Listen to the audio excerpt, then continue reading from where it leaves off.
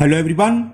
Today we will solve from question number 7 to 11 of exercise 10th B class 6 RS Agarwal में। इससे पहले दो video में हम क्वेश्चन नंबर 1 से 6 तक अपलोड कर चुके हैं, जिसका लिंक मैं आपको डिस्कशन बॉक्स में दे दूंगा, आप वहां से कर सकते हैं। Now question number 7।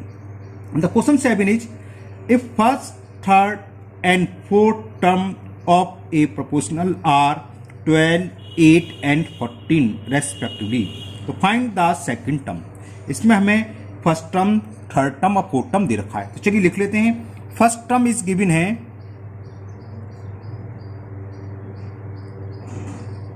First term की वैल्यू दे रखी है 12, second term 8 and fourth term, और फोर्थ टर्म हमें दे रखा है 14। Find the second term. Second तो है फर्स्ट, थर्ड, ये थर्ड है, सॉरी सेकंड नहीं थर्ड है ना, थर्ड लिखिए, थर्ड टर्म है ये। तो फाइंड द सेकंड टर्म। तो मान लो let second term be x, और ये हमें गिवन है कि ये कैसे है, प्रोपोर्शनल में है। बिकॉज लिखना चल सकते हो, since given term in proportional, so क्या होगा, फर्स्ट टू टर्म में 12 इज टू सेकंड टर्म। अब सेकंड टर्म क्या है, एक्स, फर्स्ट टर्म और सेकंड टर्म का रेशियो वही होता है as third term is to fourth term, वही रेशियो होता है फर्स्ट और सेकंड टर्म में जो थर्ड और फोर्थ टर्म में होता है। ये एक्स ध्यान रखना, नहीं जल्दीबाजी में फर्स्ट सेकंड थर्ड एक्स को लास्ट में लगता है, क्योंकि सेकंड टर्म तो एक्स है, तो सेकंड टर्म की जगह एक्स आएगा।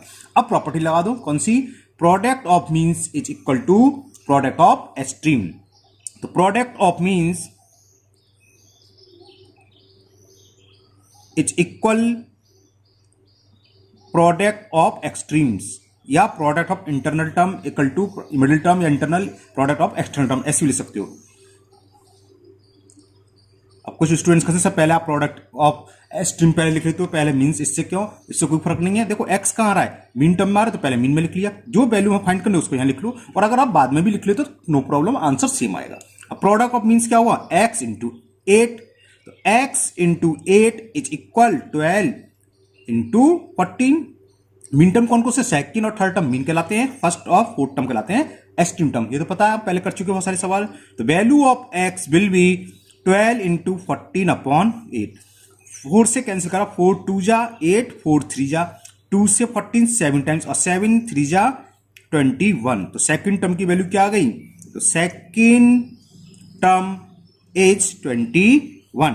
नाउ नेक्स्ट क्वेश्चन नंबर, ये आ गया ना समझ में। Now next question number 8। Now question number 8, and the question 8 is so that the following numbers are in continuous proportional.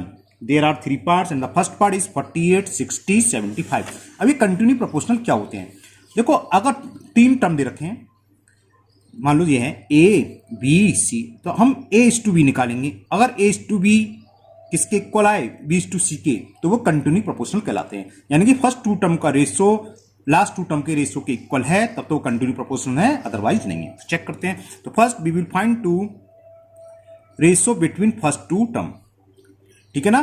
12 से डिवाइड हो रहा है, 12 4 जा 48, 12 5 जा 60। अब क्या लिखें, लास्ट के 2 term. Now we will find the ratio between second and third term, 60:5। 15 से डिवाइड करें, 15 4 जा 15 5 जा इक्वल आ गया। फिर लिखोगे since 48:60 as 60:75, so 48, 60 and 75 are in continue. Okay, तो क्या कहलाता है ये, continue proportional, are in continue proportional.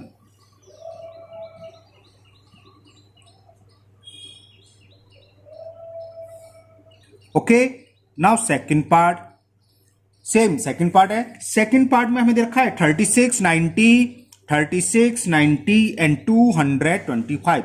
तो first we will find the ratio between first 2 term 36 and 90। 9 से 18 से कैंसिल हो जाएगा, देखो 18 2 जा और 18 5 जा, 18 से डिवाइड करूंगा मैं। हम क्या करेंगे, लास्ट टू टर्म का रेशियो निकालेंगे। 90:225, 45 टू जा 45 5 जा 225। तो since 36:90 as 90:225, so this implies, therefore 36, 90 and 225 are continue proportional.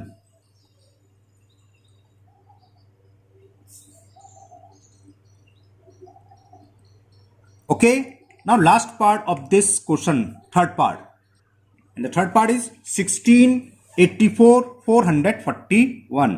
तो क्या फर्स्ट फाइंड करेंगे, first we will find the simplest form of first two term ratio, है ना, रेशो की सिंपलेस्ट फॉर्म। चलो उसे मैं ऐसे करके दिखा देता हूं, दोनों सवाल वैसे करें, अपन में लिखित कैंसिल कर दिखा देना है।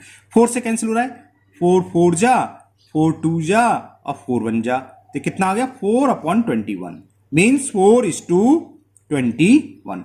Now we will find the ratio between second and third term. तो 84:441, इसका मतलब 84/441, 21 से कैंसिल हो रहा है ये।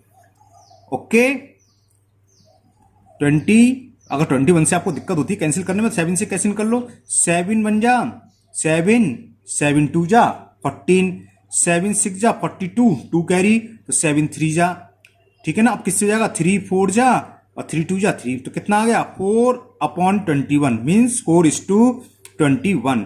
तो since 16:84 as 84:441, so 1684 and 441 are in continue proportional, are in continue proportion। Okay, समझ में आ गया।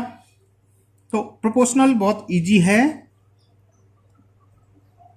Third proportional, fourth proportional, mean proportional, बहुत सी होती है प्रोपोर्शनल में, है ना। Now next question number 9।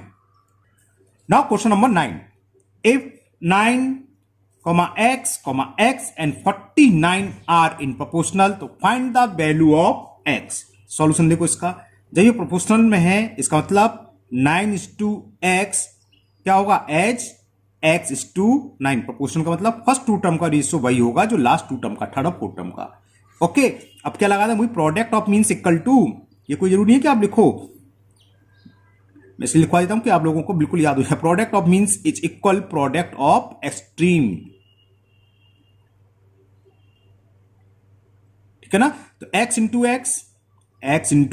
x is equal 9 into 49। x into x का मतलब x स्क्वायर, 9 को लिख सकते हैं 3 इंटू 3, क्योंकि स्क्वायर है तो स्क्वायर रूट लेंगे पेयर, तो पेयर के रूप में लिख लिया। और 49 को लो 7 इंटू 7, तो वैल्यू ऑफ x क्या होगी, √3 into 3 into 7 into 7।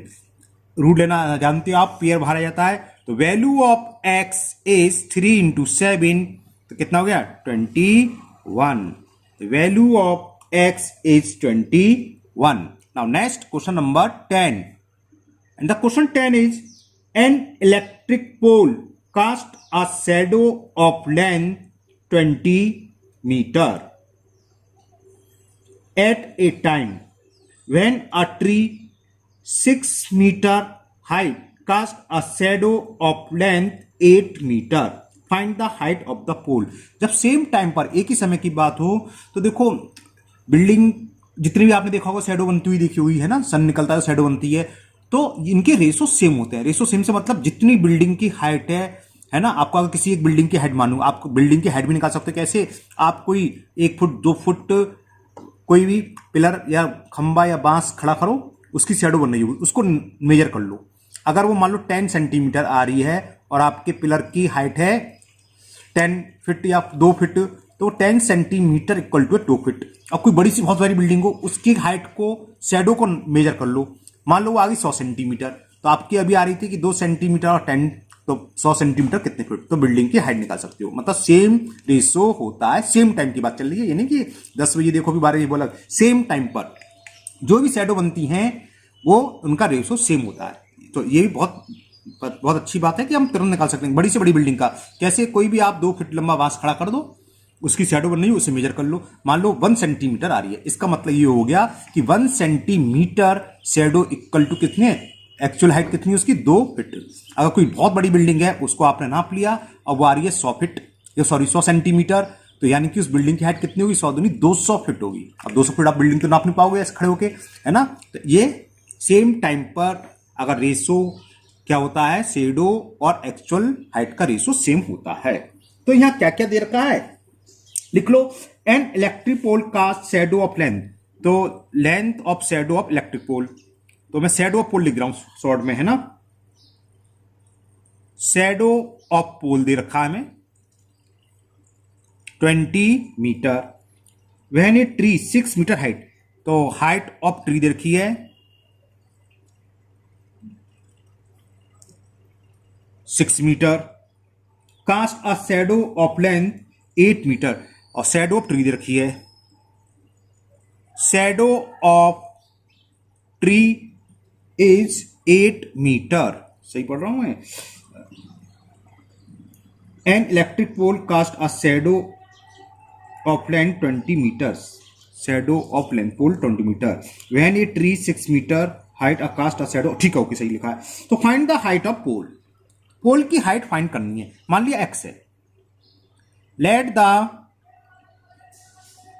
Height of pole is equal x meter. अब सेम टाइम की है तो हाइट और शैडो का रेशो सेम होगा। हाइट और शैडो से मतलब अगर height of pole is to shadow of pole equal किसकी होगी, height of tree is to shadow of tree. अभी आपकी मर्जी, चाहे हाइट ऊपर लिख लो चाहे शैडो, उससे कोई फर्क नहीं है। आप अगर ये लिखना चाहो, कहने का मतलब क्या है कि shadow of pole is to height of tree, तो इक्वल क्या होगा, shadow of tree is to height of pole. Clear, समझ में आ गया। तो लिखो फॉर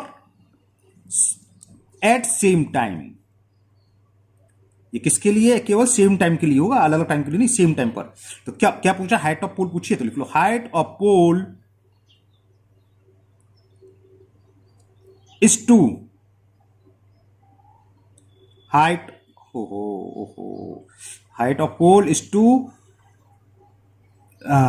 लेंथ, या शैडो ऑफ पोल लिख लो, length of shadow of pole. Height of pole is to shadow,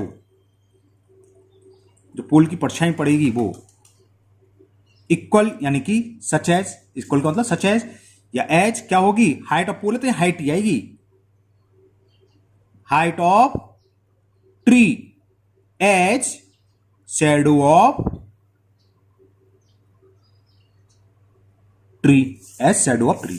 तो वैल्यू पुट करो। हाइट ऑफ पोल हमें फाइंड करनी है, x है, is to shadow of pole 20, as height of tree कितनी देर की है 6, is to shadow of tree 8। इसके बाद आप समझ ही गए, product of extreme is equal product of means, तो x की वैल्यू क्या हो जाएगी 20 इंटू 6 अपॉन 8, 4 2 जा और 4 5 जा, 2 1 जा, 2 3 जा, 5 3 जा 15 मीटर होगी क्या, तो length height of pole is 15 metre. तो लिख दो हाइट ऑफ पोल,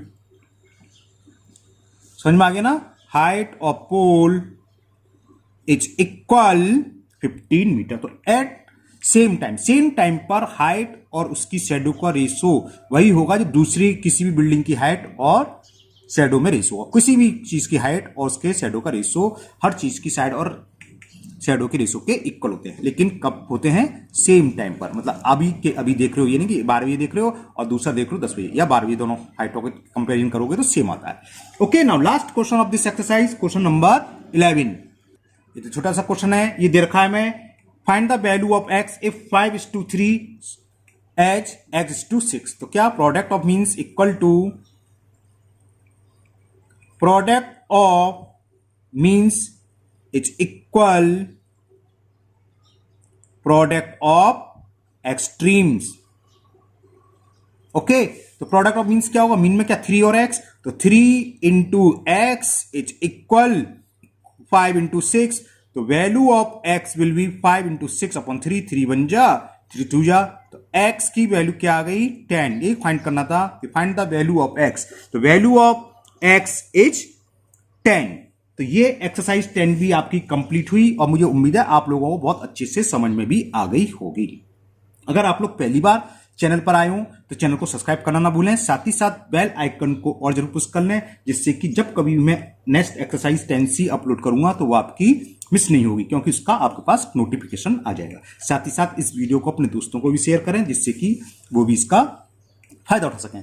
फिर मिलते हैं नेक्स्ट वीडियो में। Thank you, have a nice day.